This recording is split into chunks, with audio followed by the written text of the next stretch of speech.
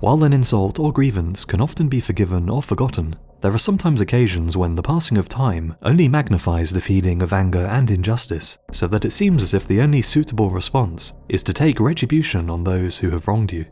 Such acts of revenge are usually limited to lashing out at the one person who has done you harm. However, history is littered with extreme and sometimes out of proportion examples of vengeance that often prove the saying that revenge is a dish best served cold. From a diplomatic insult that doomed millions to a noblewoman turned pirate, here are my choices for 5 of the most incredible and brutal acts of revenge in history. Number 5. The 47 Ronin. The tale of the 47 Ronin has become a popular subject for movies and novels. However, this incredible story of revenge is actually based on historical fact and perfectly demonstrates the samurai code of conduct that prized loyalty, courage, and honor above all else. The legend begins in 1701 when a young daimyo named Lord Naganori was selected by the shogun as one of several lords who would be given the task and honor of entertaining envoys from the emperor in modern-day Tokyo. Such a ceremonious task would require the young lord to comply with a whole host of elaborate etiquette, lest he make a mistake in protocol that would embarrass himself and, more importantly, the shogun. A powerful official and master of royal etiquette named Lord Kira was assigned to instruct Lord Naganori in the complex ways of Japanese royal protocol. However, the two men took an instant dislike to each other. Lord Kira expected a large and generous present, otherwise known as a bribe, from his new student in exchange for instruction in the mysterious arts of court etiquette. Despite such bribes being commonplace and widely expected, it seems as if Lord Naganori was unaware of this tradition, or simply unwilling to comply, as his meagre offering of a simple dried fish as a token gift greatly insulted Lord Kira, who went on to become uncooperative with the training and would frequently insult Lord Naganori and go to great efforts to publicly embarrass him. Such public shaming eventually became too much for Lord Naganori to bear, and in April of 1702, after one insult too many, he lashed out and attacked Lord Kira, drawing his sword and attempting to kill him. Although he only managed to inflict a minor wound upon Lord Kira's face before guards intervened, the very act of drawing a weapon within the shogun's castle, not to mention attacking one of the shogun's officials, was highly forbidden. There could be only one punishment for Naganori. He was ordered to commit ritual suicide.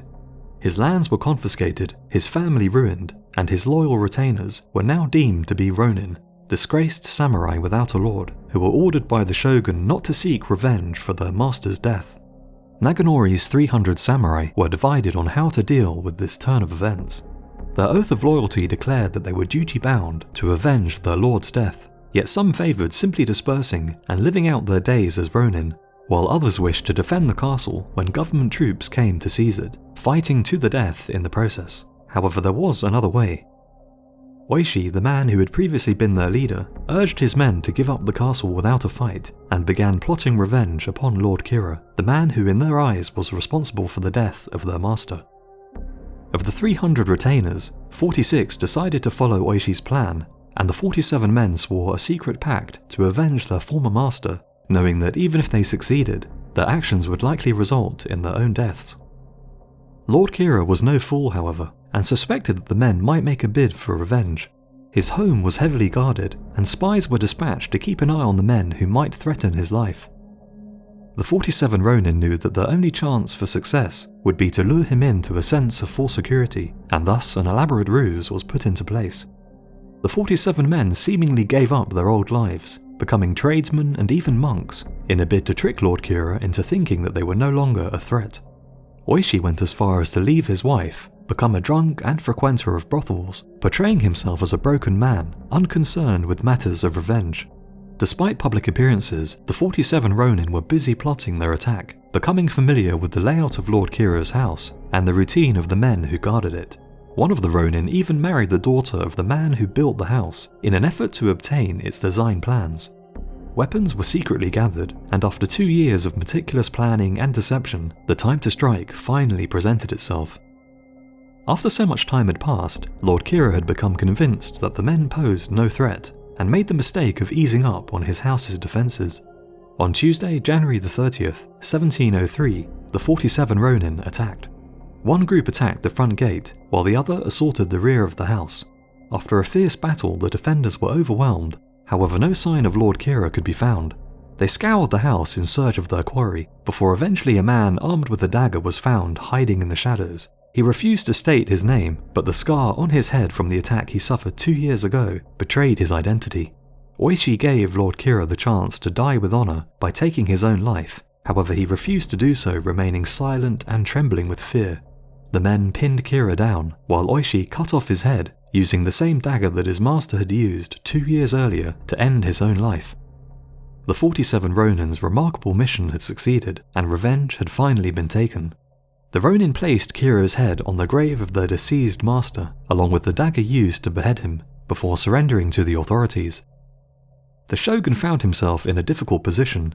This act of revenge had gained the men widespread support amongst the people, yet by defying his order not to seek revenge, they could not be allowed to live.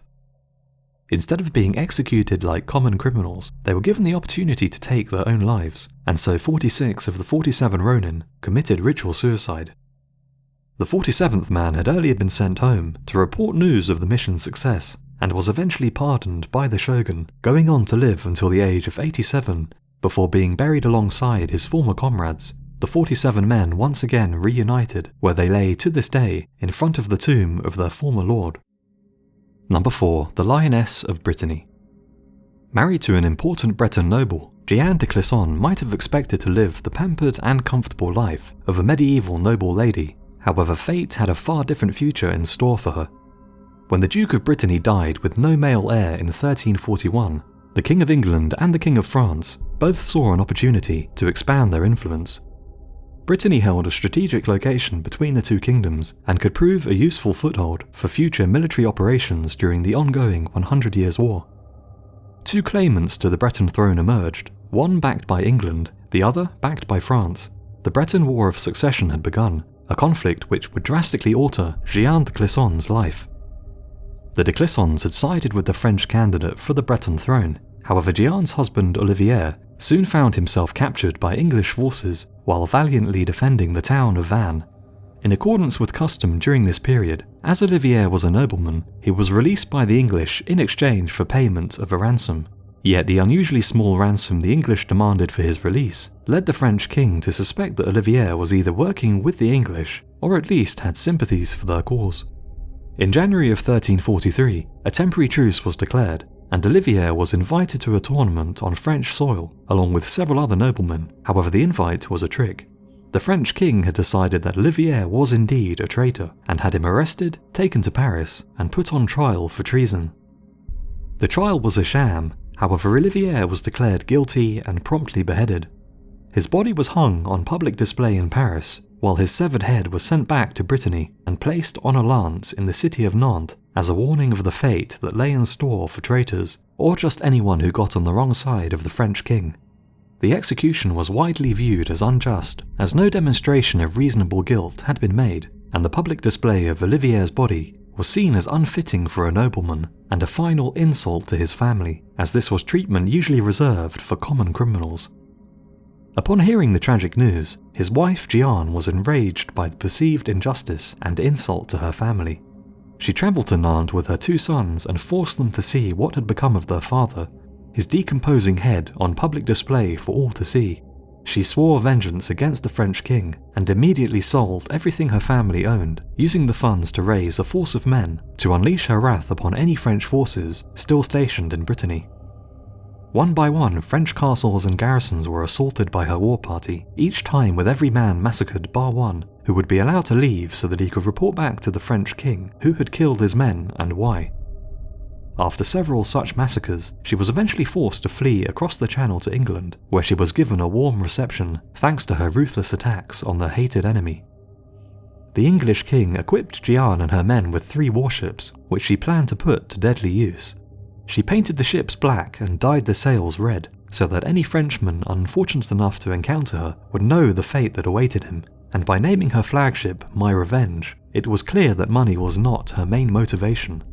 Her fleet immediately began patrolling the English Channel, preying on any French ships they came across. Her standard method of operation would be to capture a ship, loot it of anything of value to pay her men, before finally putting to death all but one of the crew, usually by personally beheading them with an axe. The sole survivor would return to France to inform the French king of what had taken place, and word of her killing spree soon spread, earning her the nickname the Lioness of Brittany, and causing French sailors to be ever fearful of encountering her dreaded warships, which became known as the Black Fleet. She terrorized the waters of the English Channel for 13 long and bloody years, during which time it's thought that she captured or destroyed as many as 100 French ships, potentially slaughtering as many as 3,000 French sailors in her savage quest for revenge. By 1356, it seemed as if her thirst for revenge had finally been quenched. Brittany was under English control, and the French king who had incurred her wrath so long ago had been dead for 6 years. She ended up marrying an English lieutenant, leaving her life of murder and plunder behind her, to settle down and live out the remainder of her days in peace, before finally dying in 1359, no doubt secure in the knowledge that with so much blood shed, the scales had been balanced. Number 3. Operation Wrath of God. Held less than 30 years after the horrific events of World War II, the Israeli participation in the 1972 Munich Olympics held a special significance and was expected to be a memorable occasion. The Olympics certainly would be memorable, but not for the reasons that many had hoped. 11 members of the Israeli Olympic team were taken hostage and murdered by the Palestinian terror group called Black September. 5 of the 8 terrorists would later be killed by German police in a dramatic shootout. However, 3 were captured, only to be later released in accordance with the demands of hijackers who captured an airliner in October of the same year. The Israeli government's attitude when dealing with such terrorist tactics had always very much been an eye for an eye, and the campaign of revenge and terror that would be unleashed as the unofficial response to the massacre very much fit in with this philosophy. 2 days after the massacre, Israel bombed 10 PLO bases in Syria and Lebanon, and the government quickly created a secret group called Committee X to formulate their response to the murders. It was decided that the best way to deter future violence against Israel was to assassinate those responsible for the Munich massacre in a dramatic and public manner. Operation Wrath of God was born. A group of Mossad agents were given the task of hunting down and killing anyone suspected of being involved with the Munich massacre, and a list of targets was drawn up, which was rumoured to contain as many as 35 names, most of whom were known members of Black September and the Palestinian Liberation Organization. The goal of the operation was not only revenge, but to terrorize Palestinian militants, and so the favoured method of assassination became using explosive devices, as this indicated that the killer had expertise and intended to kill, whereas a simple shooting could be incorrectly explained as a robbery gone wrong. Explosions also had the added bonus of receiving widespread media coverage, further spreading fear amongst anyone involved with the massacre. The first target was eliminated in Rome and was shot to death 12 times in an ambush. The next hit took place in France, where a PLO representative was killed after a bomb was detonated underneath his telephone. A Mossad agent called him and, after confirming his identity, sent a detonation signal down the telephone line, which caused the bomb to explode, mortally wounding the target. A third man was killed after a bomb placed under his bed was detonated, and the killing spree would continue for up to 20 years, with targets being eliminated with the use of bombs, shootings, and with one even being killed by being pushed under a London bus during rush hour. A hallmark of the operation was the use of letter bombs sent to Palestinian officials, as well as the publishing of obituaries in newspapers for PLO and Black September members who were still alive, as a stark warning of what was to come. Flowers would also be sent to a target's family hours before they were killed, with a condolences card attached which read, "A reminder we do not forget or forgive." The secretive nature of the missions means that assigning a body count to the operation is nearly impossible, yet several innocent people are known to have been caught in the crossfire. In 1973, a Moroccan waiter in Norway was shot dead after being mistaken for a Black September member. Despite these mistakes, the operation would continue, with the deadly reach of the Mossad agents spreading across the world in their ruthless campaign to avenge the 11 victims who were murdered in the 1972 Olympics. Number 2. Princess Olga of Kiev. Married to Igor of Kiev at some point in the early 10th century, Princess Olga seemed to be on course for a royal life of luxury. However, her life would take a much darker turn in 945 AD. Her husband had made his annual journey to collect a customary tribute from one of their vassal tribes, the Drevlians, However, wishing to enrich himself even further, he made the fatal mistake of attempting to extort a larger tribute than was required. For the Drevlians, such a degree of extortion was unbearable, and so Olga was captured and put to a grisly death, supposedly by being tied to tree trunks and torn in two. At the time of his death, Olga and Olga's son was just 3 years old, meaning that Olga would have to act as regent and ruler of Kiev and Rus until her son was old enough to take the throne for himself. Seeing a woman take the throne, the Drevlians made the mistake of thinking that she would be weak and easy to usurp. In a brazen attempt to seize control of her kingdom, a delegation was sent to Kiev to propose that Olga marry the Drevlian prince Mal, thus making him the ruler of Kiev and Rus. However, it seems Olga was determined to ensure that her son would one day take power. Enraged by her husband's death and wishing to preserve the throne for her young son, she began to formulate a plan for revenge that combined murderous fury with cold and calculated cunning. She sent word to the Drevlian delegation waiting outside the city gates that she would consider the marriage proposal, however wished to first honour the delegation in a public ceremony inside the city to be held the next day, to which her men would carry the Drevlians in their boats as a mark of respect. The Drevlians accepted this gesture and retired to their tents for the night, a night which Olga's men spent digging a deep ditch inside the city.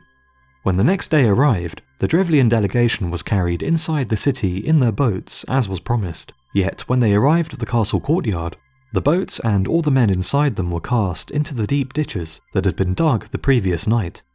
Olga peered into the trench at the Drevlians languishing in the ditch that would prove to be their grave, and asked if they found the honour to their taste. The ditch was then quickly filled in, burying alive the terrified men. The next phase of her plan involved destroying the best and brightest men the Drevlians had to offer. Concealing the fate of the earlier delegation, word was sent to Prince Mal, requesting that he send an entourage of his best men to accompany his future bride to his capital, where she would formally accept his offer of marriage. Prince Mal complied with the request, sending the best men he had under his command to Kiev. When the second delegation arrived in Kiev, Olga feigned courtesy, inviting them to bathe in the city's bathhouse before meeting with her, an offer which the weary men gladly accepted. However, once the men entered the bathhouse, they too would experience Olga's wrath. The door was promptly barred behind them, and the bathhouse set ablaze, burning alive everyone inside. With the most talented and able men Prince Mal had under his command now destroyed, Princess Olga launched Phase 3 of her plot. A funeral feast for her deceased husband was held at his grave, to which 5,000 Drevlians were invited as a gesture of goodwill. Olga's servants were instructed to ply the men with alcohol, and after they had become sufficiently drunk, her soldiers ruthlessly executed all 5,000. The Drevlians were now all but defenceless. Olga marched on their capital with her army to deliver the death blow, yet unusually offered peace for its now terrified inhabitants, so long as each house in the city would provide her with 3 pigeons and 3 sparrows. Happy with such a reasonable yet bizarre request, the Drevlians complied and handed over the birds. That night, Olga ordered her soldiers to attach a piece of sulphur wrapped inside cloth to the birds' feet before releasing them. All of the birds promptly flew back to their nests in houses all over the Drevlian capital, their newfound flammable cargo setting ablaze the entire city. The residents fled their burning homes in panic, only to be captured by Olga, who was waiting in ambush, and then either put to the sword or sold into slavery. In a series of devious plots, Princess Olga had outwitted and destroyed the Drevlians who had slaughtered her husband, thus completing her vengeance and securing the throne for her young son. Number 1. The Mongol Conquest of Khwarezmia. Taking place between 1219 and 1221, the Mongol Conquest of Khwarezmia was a bloodbath made even more tragic by the fact that it could have been avoided. The rapid growth of both the Mongol and Khwarezmid empires resulted in both civilizations finding themselves sharing a land border for the first time. Each side knew little of the other, however it seems as though Genghis Khan had little interest in fighting the Shah of Khwarezmia, with Shah Ala ad-Din Muhammad himself otherwise occupied with his own rivalries in the Islamic world. At this time the Mongols were engaged in conquests in China in the east, and so it seems unlikely that the Great Khan would have had plans for a second war in the west, at least not until all opposition in China had been quelled.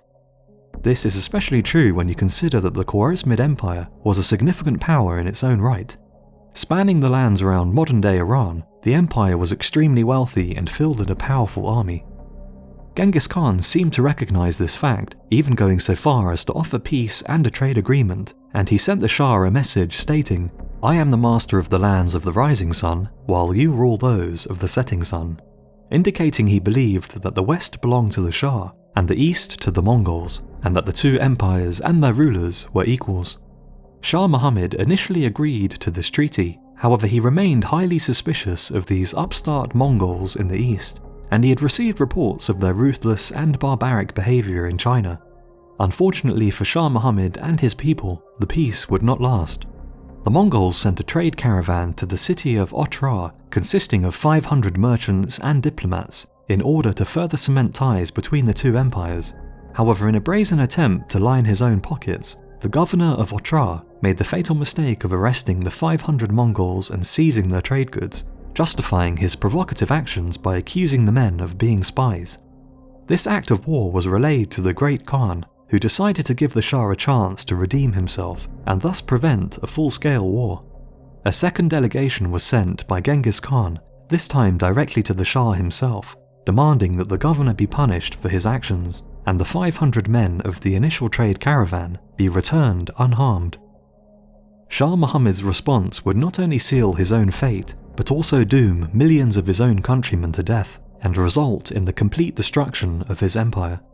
In what must go down as one of the gravest errors of judgment of all time, the Shah beheaded the Muslim interpreter sent by the Khan, shaved off the beards of the two Mongol diplomats accompanying him, and executed the 500 prisoners from the seized trade caravan. After all, what threat could these savages from the east, who live in felt huts, possibly pose to the mighty Khwarezmid Empire? In the face of such provocation, there could be only one response. The Shah and his people were about to experience the wrath of the Mongols in a war of revenge which would become legendary for its sheer brutality. In 1219, as many as 100,000 Mongols invaded, tasked with hunting down the Shah and destroying his armies, which numbered as many as 400,000. The Mongols split their army into two. One army was given the task of destroying any and all resistance, while the other was sent to hunt down and execute the Shah himself, forcing him to flee for his life in his own lands, no doubt leaving the man humiliated and enraged. What followed in the following 2 years was a terrifying glimpse into the Mongol operations that would be unleashed on many other areas of the world. By the fall of 1219, Genghis Khan had arrived at the city of Otrar, ready to extract revenge upon the greedy governor whose actions had caused the war. After a 5-month siege, the Mongols finally captured the city, killing many of its inhabitants and enslaving those that they spared.